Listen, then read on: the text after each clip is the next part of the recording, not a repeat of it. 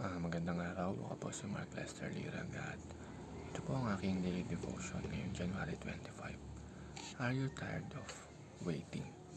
Abraham, na tinalakay po ni Pastor Russell Campos sa 365 Daily Devotion.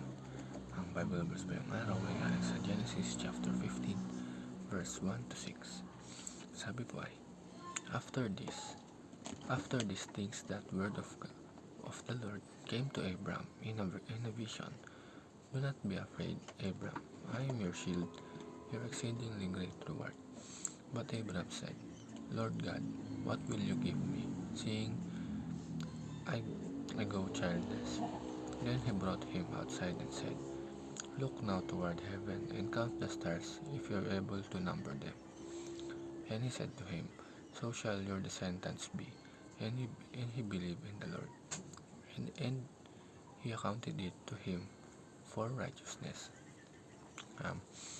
Sino ba sa atin ang hindi napapagod maghintay sa breakthrough, sa answered prayers, sa trabaho, sa healing, sa direksyon ng buhay?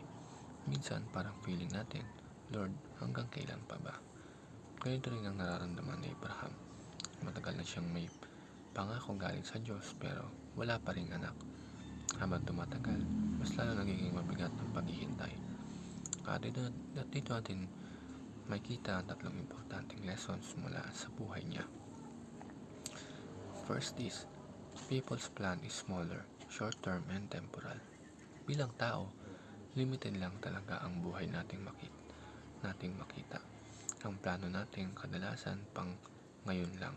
Gusto natin ng sagot agad. Gusto natin ng resulta nauna. Kaya minsan, gumagawa tayo ng sariling paraan kapag feeling natin tahimik si Lord. Sa Abraham napaisip din, sabi niya kay Lord, paano mangyayari ang pangako mo kung wala ka naman akong anak? Very human response, walang arte. Totoo ito, ganoon rin tayo.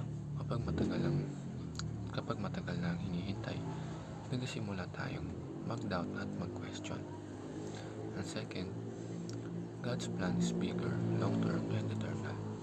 Ito ang magandang balita. Hindi late si Lord, hindi rin siya early. Tama lang siya lagi. Ang plano niya kay Abraham ay hindi lang tungkol sa isang anak, kundi tungkol sa isang nation, isang legacy, at sa huli, ang pagdating ni Jesus Christ.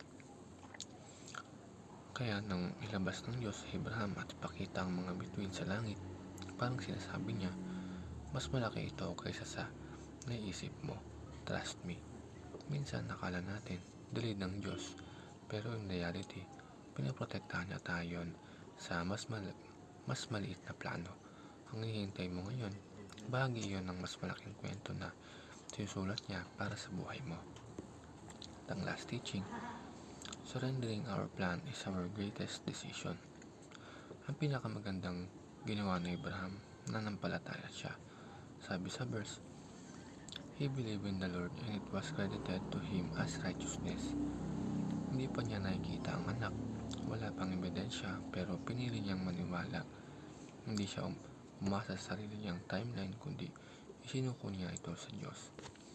Minsan, ang pinakamahirap na gawin ay ang sumuko kasi akala natin kapag sumuko tayo, talo tayo. Pero sa Diyos, ang pagsuko ay simula ng panalo. Yun lamang po.